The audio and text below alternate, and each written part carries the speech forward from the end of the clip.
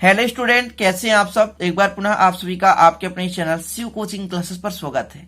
और आज का जो टॉपिक है ideal solution non ideal solution में डिफरेंस, आदर्श विलयन और अनादर्श विलयन में डिफरेंस, इसकी परिभाषा क्या है और इसमें डिफरेंस क्या है। महत्वपूर्ण क्वेश्चन है ये, बिल्कुल तैयार कर लो, है ना। आपके एनुअल एग्जाम के लिए, हाफ ईयरली, क्वार्टरली, सभी के लिए काफी महत्वपूर्ण। तो चलिए स्टार्ट करते हैं। तो सबसे पहले आपको आदर्श विलयन और अनादर्श विलयन के बारे में समझना है। तो आदर्श विलयन ऐसा विलयन है जो राउल्ट के नियम का पालन करता है, और अनादर्श विलयन नॉन आइडियल सॉल्यूशन एक ऐसा विलयन है जो राउल्ट के नियम का पालन नहीं करता। पहले आप शाब्दिक अर्थ समझें। जो राउल्ट के नियम का पालन करते हैं उन्हें हम आदर्श विलयन कहते हैं, और जो राउल्ट के नियम का पालन नहीं करते उसे हम अनादर्श विलयन कहते हैं।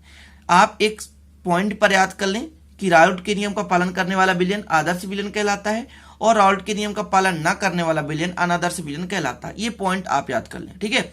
इसके बाद आप इसको डिटेल कर सकते हैं कि वे विलयन जो सभी सांद्रताओं एवं तापों पर राउल्ट के नियम का पालन करते हैं तथा इनके आयतन व एंथैल्पी में कोई परिवर्तन नहीं होता, आदर्श विलयन कहलाते हैं। इसका डिटेल करना है, मैं जो बता रहा हूं आपको कि वे विलयन जो सभी सांद्रताओं एवं तापों पर राउल्ट के नियम का पालन करते हैं, किनके नियम का, राउल्ट के नियम का पालन करते हैं तथा उनके एंथैल्पी और आयतन में कोई परिवर्तन नहीं होता, उसे हम कहते हैं आदर्श विलयन।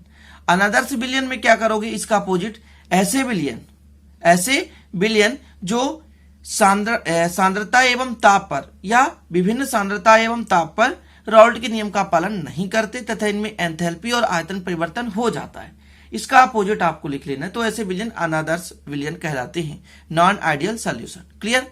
अब इसके डिफरेंस के बारे में देखें तो पहला डिफरेंस तो यही है कि जो राउल्ट के नियम का पालन करता है उसे आदर्श विलयन कहते हैं, और जो राउल्ट के नियम का पालन नहीं करता उसे हम अनादर्श विलयन कहते हैं, नॉन आइडियल सॉल्यूशन। ठीक है।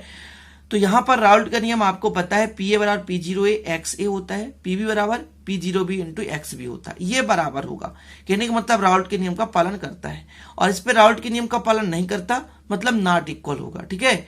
यहां पर नॉट इक्वल मतलब राउल्ट के नियम का पालन नहीं करता है। क्लियर। चलिए अगला डिफरेंस है, विलयन के अवयवों के मध्य आकर्षण शुद्ध अवयवों के समान कोटि में होते हैं, जबकि अनादर्श में विलयन के अवयवों की मध्य आकर्षण शुद्ध अवयवों के समान कोटि में नहीं होती है।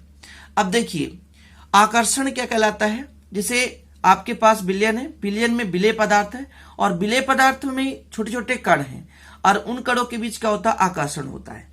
तो जो आदर्श विलयन होता है तो उनमें जो विलेय पदार्थ होते हैं, जो अवयवी कण होते हैं, उनमें जो आकर्षण होता है, आकर्षण समान कोटि का होता है, किंतु जो अनादर्श विलयन होता है उसमें जो अवयवी कणों के बीच आकर्षण होता है वो समान कोटि का नहीं होता, मतलब डिफरेंस होता है। क्लियर। यही चीज ये दूसरे नंबर पे कहा गया है।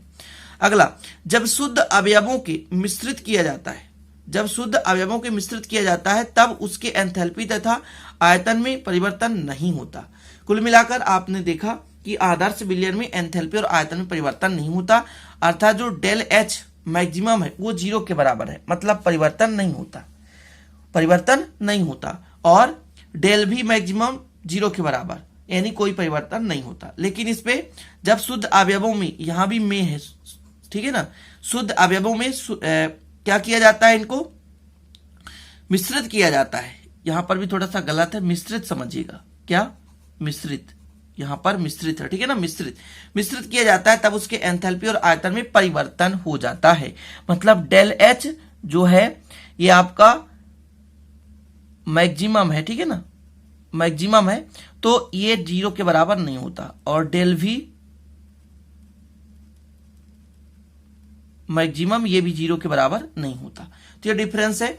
और एक आप एग्जांपल लिख लें, बेंजीन और टॉलुइन का मिश्रण जो है आदर्श विलयन है, एसीटोन और क्लोरोफॉर्म का जो मिश्रण है वो अनादर्श विलयन है। तो इस प्रकार से 4 डिफरेंस है। क्वेश्चन आएगा 3 नंबर पे ही क्वेश्चन पूछा जाएगा, ध्यान दीजिएगा, लॉन्ग क्वेश्चन इससे नहीं पूछा जाता है। अनादर्श और आदर्श विलयन में डिफरेंस होता है वो शॉर्ट क्वेश्चन पूछा जाता है, 2 या 3 नंबर क्वेश्चन पूछा जाता है।